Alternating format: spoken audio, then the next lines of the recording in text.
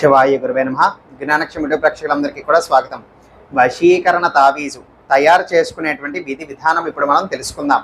ముందుగా దీని యొక్క ప్రయోజనాలు ఏమిటి, ఈ విధంగా ఇది మనం తయారు చేసుకుని మీరు కనుక ధరించినట్లయితే కనుక మీకు మీ యొక్క కుటుంబాల్లో మీకు సఖ్యత అనేటువంటిది లేదనుకోండి, అస్తమాటికి కూడా అవమానాలు కానీ, ఇబ్బందులు కానీ, గొడవలు కానీ, ఎడబాట్లు కానీ ఇట్లాంటివన్నీ కూడా ఎదురవుతున్నాయి అనుకోండి, అవన్నీ కూడా నివారణ అవుతాయి. ప్రతి ఒక్కరి నుంచి కూడా మీకు అభిమానము, ఆదరణ అనేటువంటివి లభిస్తాయి. దాని తర్వాత మీరు మీ యొక్క ఉద్యోగస్తులు ఎవరైతే ఉన్నారో, మీ యొక్క పై అధికారులు ఎవరైతే ఉన్నారో వాళ్ళ దగ్గర నుంచి కూడా గుర్తింపు అనేటువంటిది పొందగలుగుతారు. మీ యొక్క మాటకు విలువ, గౌరవం అనేటువంటిది పెరుగుతుంది. ముఖ్యంగా భార్యాభర్తల సమస్య కానీ, లేకపోతే ప్రేమికుల యొక్క సమస్య కానీ, వాళ్ళు కూడా ఈ యొక్క ప్రక్రియని ఆచరించి ఈ విధంగా తావీజు కనుక వేసుకున్నట్లయితే కనుక ఖచ్చితంగా మీకు ఆ అవతల వ్యక్తి నుంచి ప్రేమాదరణలు, అభిమానాలు అవన్నీ కూడా లభించబడతాయి అన్నమాట. సామరస్యత అనేటువంటిది లభిస్తుంది. మీతో గొడవ పడాలి, అరవాలి, ఆర్గ్యుమెంట్లు ఇట్లాంటి వాటికి వాళ్ళు ఇష్టపడరు అనమాట. ఆ విధమైనటువంటి ఆకర్షణ, ఆ యొక్క ప్రేమ నిలబడేటువంటి విధంగా, గౌరవం అనేటువంటిది వచ్చేటువంటి విధంగా, వశీకరింపబడేటువంటి విధంగా మీకు చుట్టుపక్కల ఉండేటువంటి వ్యక్తులందరూ కూడా అంటే ఒక రకంగా మీ పట్ల అభిమానము, ఆదరణ, మీ యొక్క మాటలకి ఆకర్షణ అనేటువంటిది ఏర్పడుతుంది అనమాట. అంతకు మించి మీరు ఊహించద్దు. కానీ భార్యాభర్తలైనా, ప్రేమికులైనా, మీ యొక్క ఉద్యోగస్తులైనా, ఇంటర్వ్యూలకు వెళ్ళాలనుకున్నటువంటి వాళ్ళైనా అందరికీ కూడా ఇది ఉపయోగకరమే. అయితే మరి ఇది తయారు చేసుకునే విధానం ఏమిటో తెలుసుకుందాం. ఏదైనా సరే ఒక శుక్రవారం నాడు ఉదయం పూట మీరు తలస్నానం అనేటువంటిది చేసి మీ యొక్క పూజా మందిరంలోకి వెళ్ళండి. ఒక ఆవు నేతితో ఒక దీపం అనేటువంటిది వెలిగించి పెట్టుకోండి. పెట్టుకున్న తర్వాత ఇప్పుడు ఒక తెల్లటి కాగితం తీసుకోండి.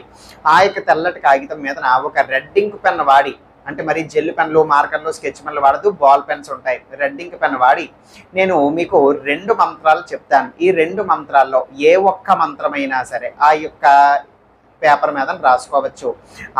మీరు ఎంచుకున్నటువంటి ఆ యొక్క మంత్రమే ఒకదాని తర్వాత ఒకటి వరుసగా ఒక 3 సార్లు రాయండి అదే మంత్రాన్ని. ఇప్పుడు మీకు 2 మంత్రాలు చెప్తాను. ఆ 2 మంత్రాల్లో మీరు ఏదో ఒక మంత్రాన్ని ఎంచుకోండి. మీరు ఎంచుకున్నటువంటి ఆ ఒక్క మంత్రమే 3 సార్లు రాయండి. ఆ యొక్క కాగితం మీద మంత్రం రాయడం, దాని కింద మళ్ళీ అది రాయడం, మళ్ళీ అది రాయడం, అలా మీరు ఎంచుకున్నటువంటి మంత్రాన్ని కాగితం మీద ఒక 3 సార్లు రాయండి.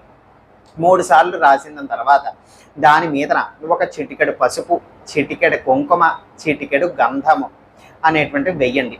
వేసిన తర్వాత చక్కగా నమస్కారం చేసుకోండి. ఆ ఆవు నేతితో దీపం వెలిగించి పెట్టుకున్నారు కదా, దాని ముందర పెట్టాలి ఈ యొక్క కాగితము. దాని మీద మీరు ఈ విధంగా వేసినటువంటి ఒక పసుపు, కుంకుమ, గంధము కూడా.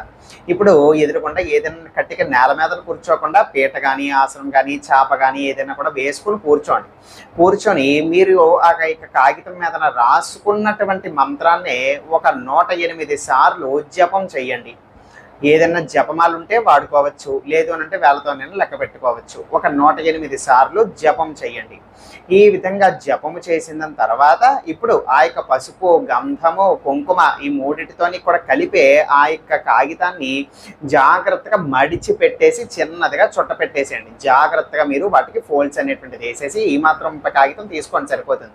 దాన్ని ఇప్పుడు జాగ్రత్తగా మడిచేసి ఫోల్డ్ చేసేసేయండి. ఎక్కడా కూడా కాగితము చిరిగిపోకుండా, చిల్లు పడిపోకుండా చూసుకోండి చాలు.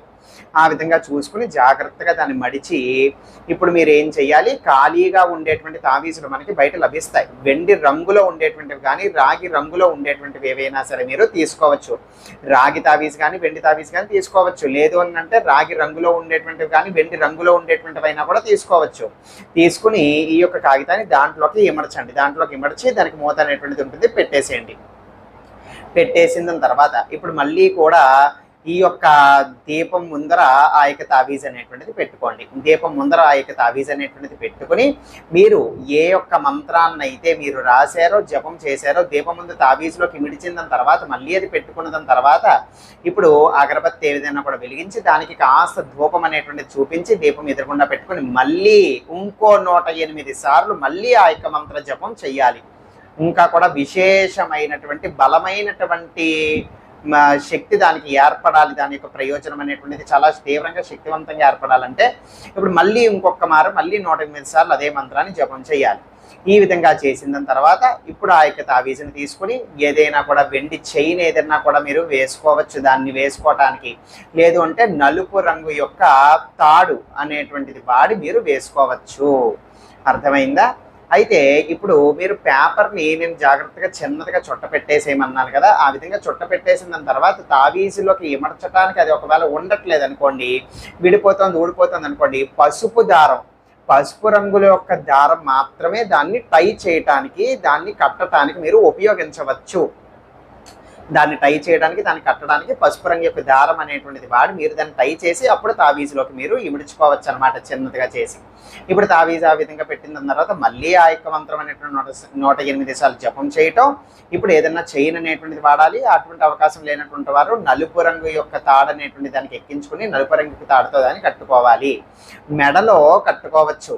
అయితే మెడలో కాకుండా ఎక్కడండి అంటే పురుషులైనా సరే ఆడవాళ్ళైనా సరే మీ యొక్క కుడి చేతికి కట్టుకోవచ్చు. లేదు అనంటే కనుక మెడలో కట్టుకోవడం అనేటువంటిది ఇంకా ఉత్తమము, ఇంకా కూడా మంచిది. అయితే అందరికీ కూడా కనిపించేటువంటి విధంగా కట్టుకోకూడదు.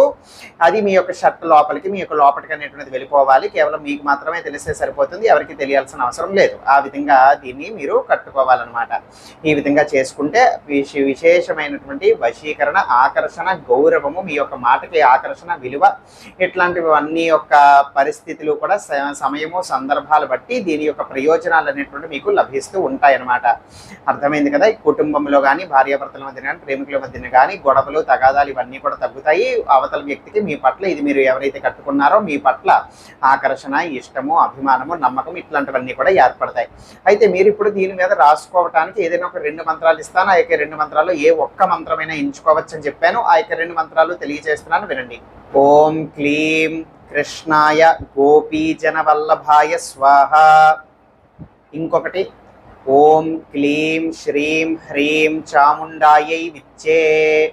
ఇవి ఆ యొక్క 2 మంత్రాలు. ఈ యొక్క 2 మంత్రాల్లో మీరు ఏ ఒక్క మంత్రమైనా సరే మీరు ఎంచుకొని మీరు రాసుకోవచ్చు. నేను చెప్పినటువంటి విధంగా మీరు చేసుకోవచ్చు. సర్వే జనా సుఖినో భవంతు. శివార్పణమస్తు.